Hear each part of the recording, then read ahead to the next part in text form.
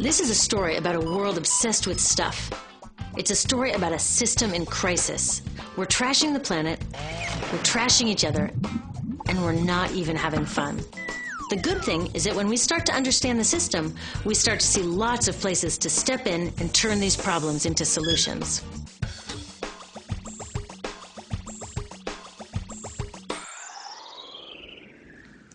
Can I tell you, I love my Pantene Pro V. Of the dozen or so personal care products that I use every day, it's the one I can't live without. It says it gives my dull hair the ultimate cool shine. How does it do that? I was wondering that while I was lathering it in my hair one day, so I read the ingredients right here. Sodium lauryl sulfate, tetrasodium EDTA, methyl isothiazolinone. What is this stuff? I took this list to some scientists who know how to read it. Turns out my Pantene contains a chemical linked to cancer. And lots of other products in my bathroom, from sunscreen to lipstick and even baby shampoo, also contain chemicals linked to cancer or other problems like learning disabilities, asthma, and even damaged sperm. Like most parents, I try to keep my family safe. But now I find out my bathroom is a minefield of toxins? What are we supposed to do? To find out the answers, we have to go back to one of the key features of our materials economy: toxics in, toxics out. If, at the factory, you pour toxic chemicals into a product, like baby shampoo, you're going to wind up with toxic baby shampoo, and toxics in workers, communities, and, babies. So let's take a closer look at this toxic outrage where it seeps into our lives every day, in the bathroom. The average woman in the U.S. uses about 12 personal care products daily. The average man about 6. Each product containing a dozen or more chemicals. Less than 20% of chemicals in cosmetics have been assessed for safety by the industry's safety panel, so we just don't know what they do to us when we use them. Would you fly on an airline that only inspects 20% of its planes? Of course, not all of these chemicals are dangerous, but we know that many are. Some are carcinogens. That means that they can cause cancer. Others are neurotoxins and reproductive toxins, proven to mess up brain development and reproduction in animals. Wait a minute, we're animals too. It's like a giant experiment. We're using all these mystery chemicals and just waiting to see what happens. One thing we do know is that they're getting inside us. I had my body's toxicity levels tested, and I'm loaded with things like mercury, flame retardants, triclosan, and lead. We all are. Even babies are being born pre-polluted. Now, I know we can't live in a lead-free world, but do we have to put lead in our lipstick?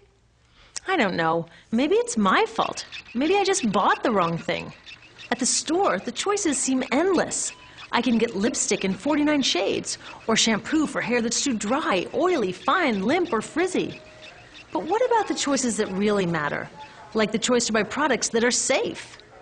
It turns out the important decisions don't happen when I choose to take a product off the shelf. They happen when companies and governments decide what products should go on the shelves. So who are these companies? This is Procter & Gamble. They're the ones offering me Herbal Essences, the #2 shampoo in the country. It contains toxic petrochemicals made from oil. Since when is oil an herb?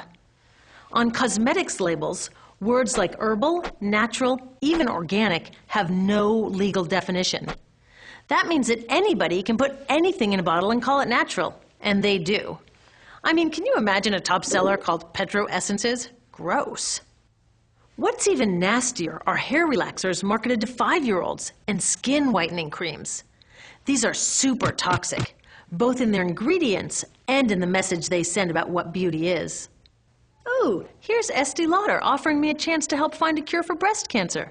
That's nice. But wait, they're also using chemicals linked to cancer. Don't you think the best way for Estee Lauder to fight cancer is to stop using those chemicals in the first place? So really, I get to choose between meaningless claims on a bottle. But these guys get the real choice about what goes into those bottles.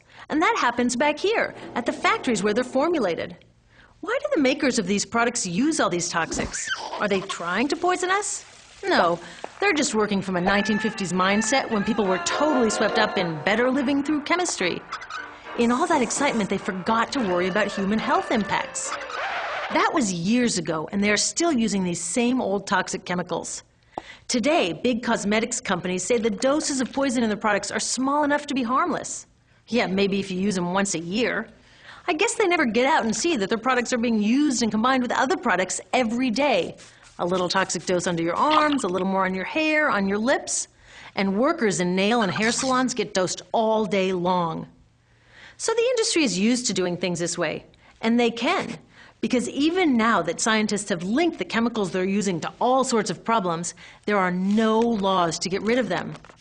You're thinking, really? Come on, nobody's making sure that the stuff we smear all over our bodies is safe? Nope. The FDA doesn't even assess the safety of personal care products or their ingredients. Since 1938, they've banned just 8 out of over 12,000 ingredients used in cosmetics. They don't even require that all of the ingredients be listed on the label. Now, this is an example where we can all agree a little more government action would be helpful. This lack of regulation leaves a huge hole that the cosmetics industry is all too happy to fill. They set up their own committee to self-police their products, and compliance with their recommendations is voluntary. So the cosmetics industry is making the rules and then deciding whether or not to follow them. So you see, it isn't our fault that these toxic products are in our bathrooms. It's a whole broken system that's ignoring the simple rule: toxics in, toxics out. But we're not helpless. There are resources online that we can use to protect ourselves by identifying the best possible choices in the store. But the real action is with people working to change the system. Because if we really want to solve this problem, we got to start here with these guys. Women, parents, workers, people all over the country are demanding that Congress pass a new law, giving FDA the power to make sure that our personal care products are safe. We need common sense laws based on the precautionary principle. That means that when you're dealing with hazardous chemicals, just err on the side of caution. Let's not debate how much lead should be allowed in lipstick. Just get the toxic chemicals out of our products. Smarter laws would force companies to get past that old 50s mindset and figure out how to get us all clean and shiny without toxic chemicals. Can they? Totally. Many responsible cosmetics companies are already putting safer products on the market. Green chemists are developing substances that are designed to be safe and non-toxic in the first place. European governments have required the removal of many toxic chemicals, and companies have figured out how to comply. When cosmetics are reformulated to be safe and labeled honestly, then we can feel comfortable with the choices available at the store. We can choose bouncy hair or full hair, shiny lipstick or matte. We can even choose to feel beautiful without using 20 products.